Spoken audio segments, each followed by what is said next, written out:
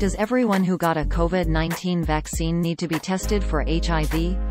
No, that's not true. A COVID vaccine that produced false positive results for the virus that causes AIDS was used during clinical trials in Australia but later discontinued because of the risk to vaccine confidence those test results generated.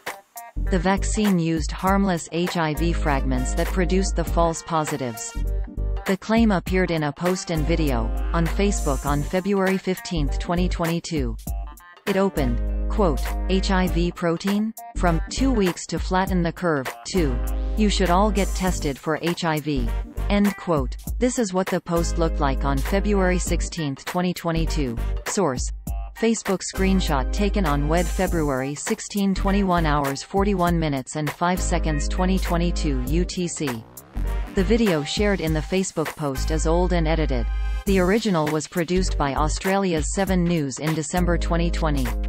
The country had just pulled the plug on the University of Queensland CSL vaccine, which was under clinical trial and producing false positive HIV test results.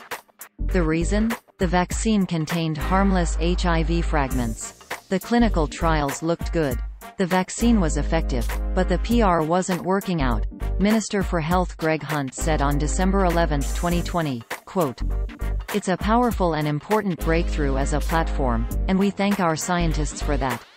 But the issue, which by mutual agreement with CSL led to the decision not to proceed to stage 3 trials and, therefore, not to move to a purchase, is that there was the risk of false positive HIV results. They are false. It comes from the protein that was used. And as a result of that, the scientific advice is that the risk to vaccine confidence was the principal issue here, and we made the decision unanimously as a National Security Committee. The scientific advice was unanimous.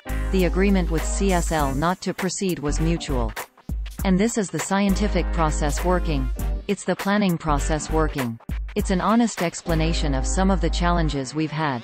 But, at the end of the day, 31 million new vaccines purchased for Australia, and the potential for a slightly earlier completion of the rollout with the commencement process still on track for March, subject to the approvals and the news on our vaccine candidates is strong." End quote.